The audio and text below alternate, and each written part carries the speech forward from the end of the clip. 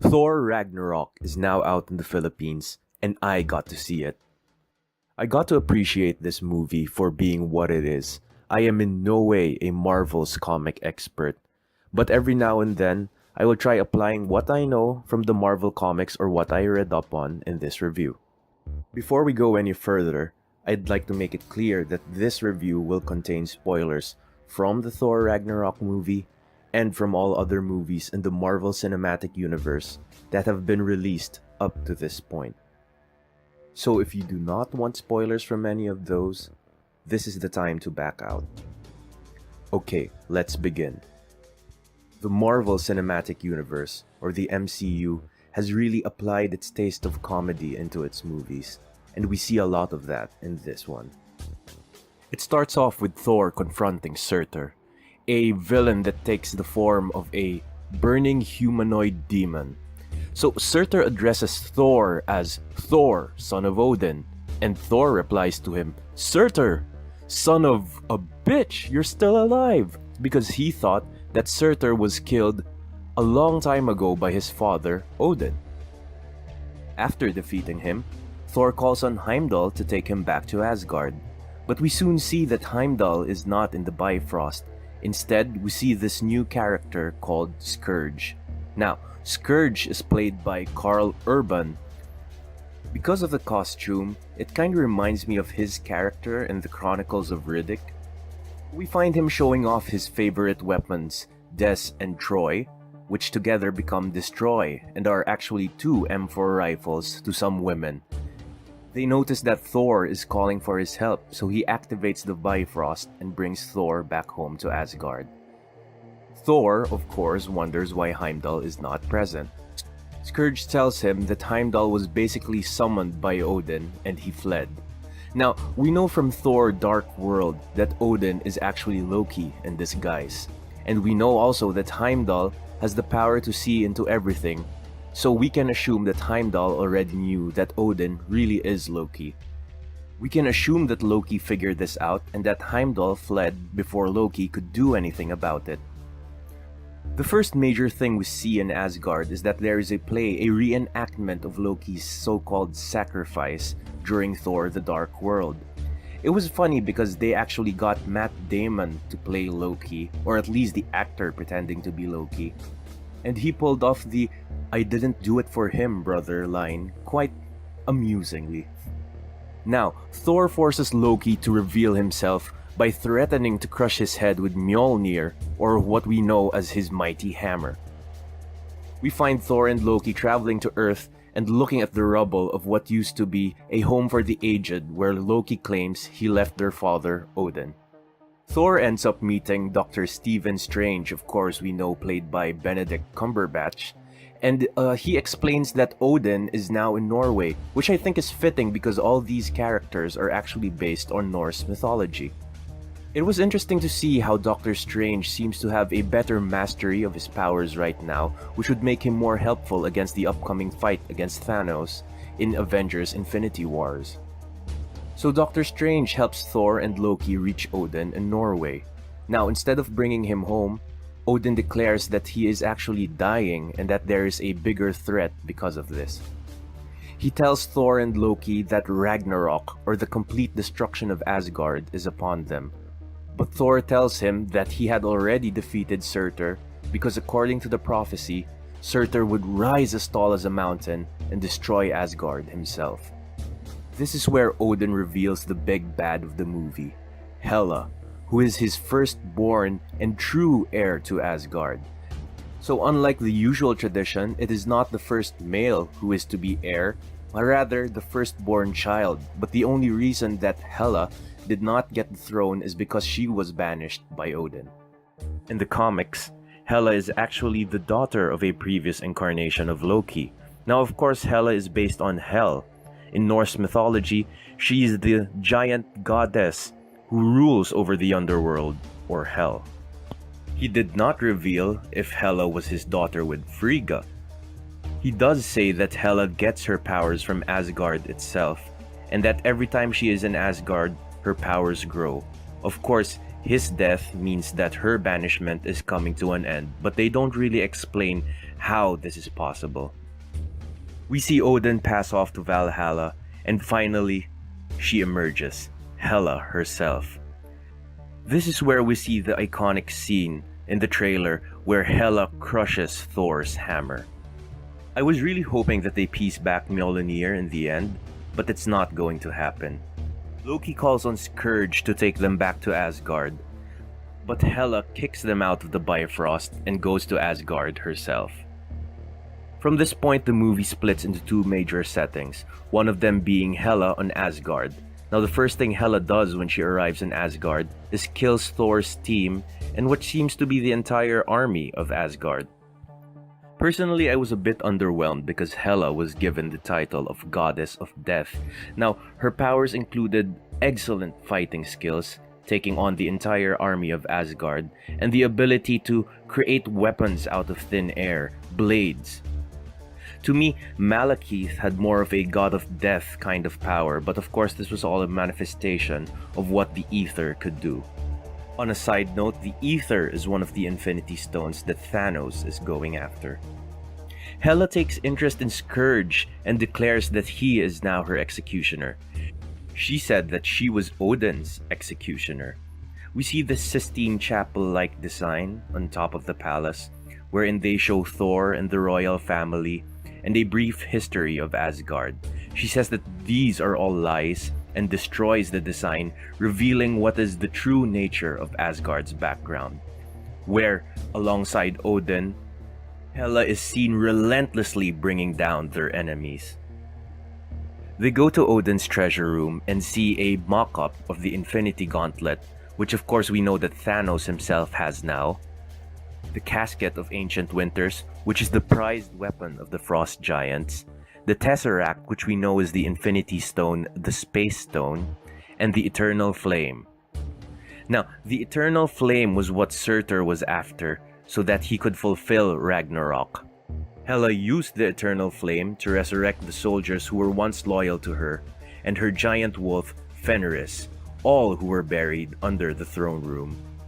I'm interested to discover the origins of the Eternal Flame. Could this be a manifestation of the Soul Stone, the last Infinity Stone that the MCU has yet to reveal? We know from the comics that the Soul Gem has the power to revert beings back into their natural state. This could possibly be their portrayal of that property. We see what I thought was a woman stealing the sword of Heimdall, but it turns out that it was Heimdall himself. I thought this would have been Lady Sif because we've seen Hela kill the Warriors 3, but not Lady Sif. She doesn't make an appearance in this movie. Heimdall had been gathering survivors to hide out in the mountains.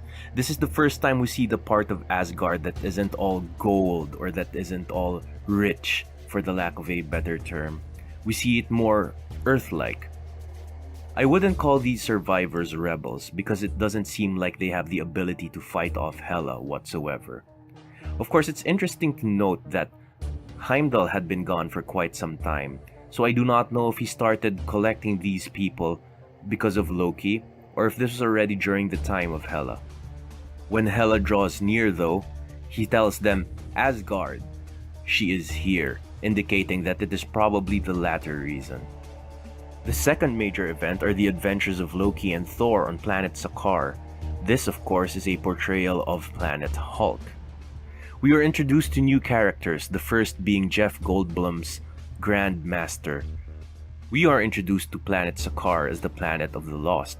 Now, the Grand Master is the first lost and first found. He orchestrates an arena where gladiators fight it out. Thor will of course be participating later on. Now Valkyrie is the character who captures Thor and brings him to the Grand Master.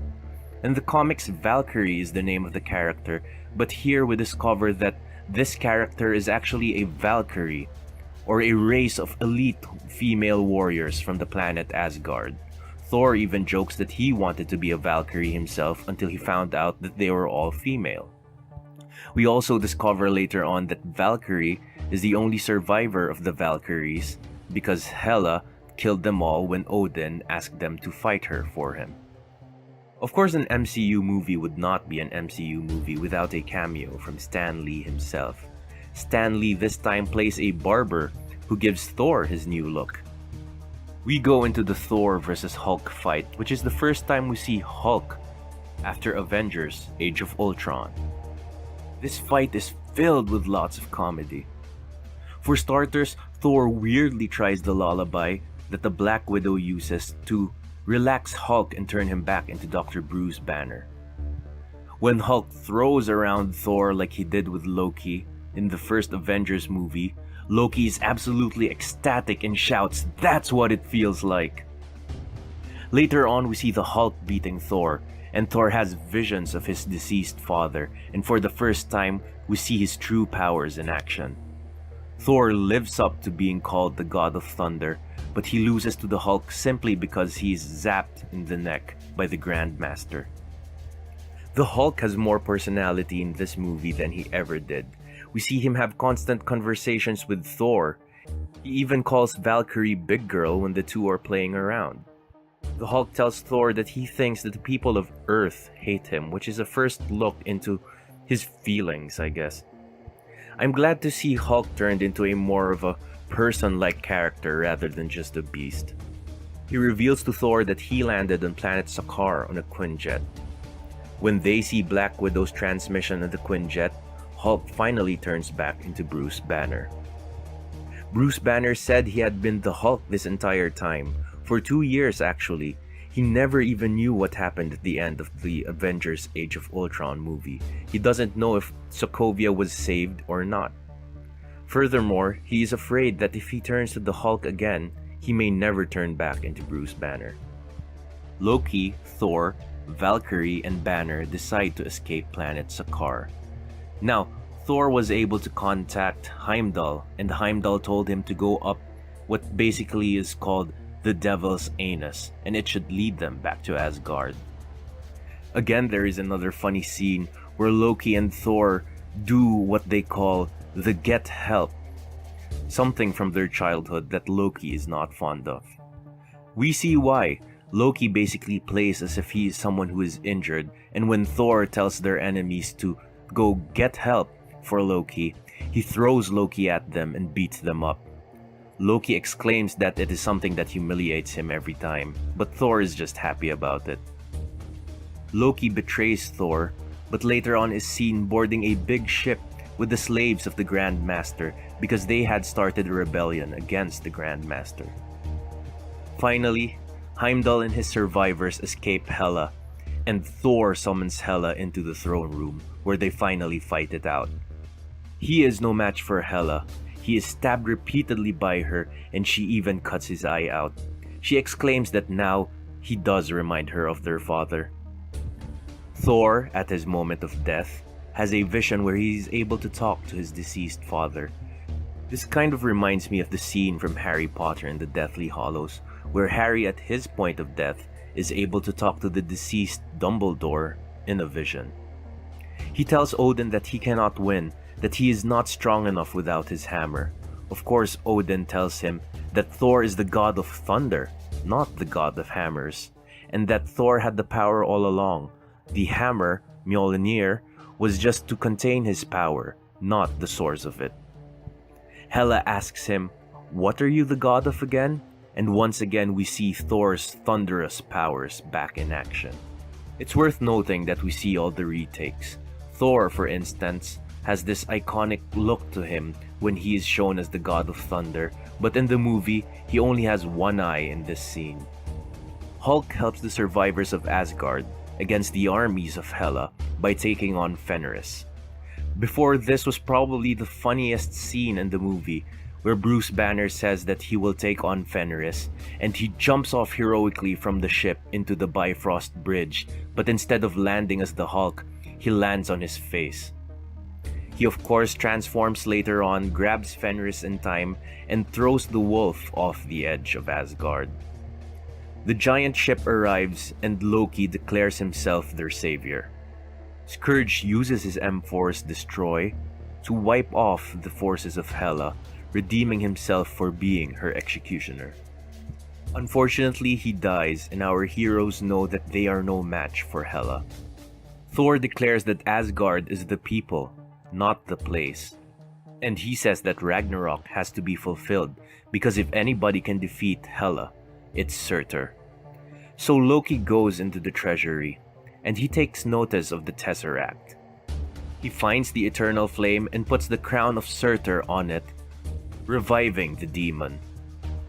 A giant Surtur and Hela battle it out, destroying the entire Asgard, while Thor and the rest of the Asgardians escape. It was important that Asgard be destroyed because this was the source of Hela's powers. Of course, we cannot say for certain that Hela was indeed destroyed along with Asgard, but it may seem that way. Surtur was definitely no more. I kind of like how Asgard was a watchful eye over the universe, the same way that S.H.I.E.L.D. was a watchful eye over the Earth. However, Asgard was destroyed and S.H.I.E.L.D. was disbanded.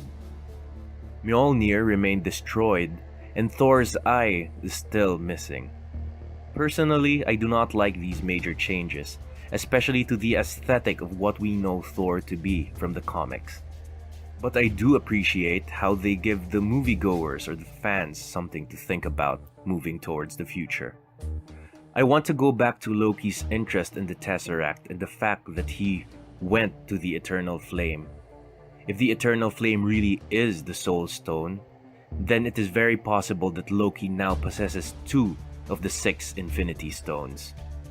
How will Thanos gather these Infinity Stones? Will Loki try making another alliance with him? This isn't far off from happening. We have 2 after-credit scenes.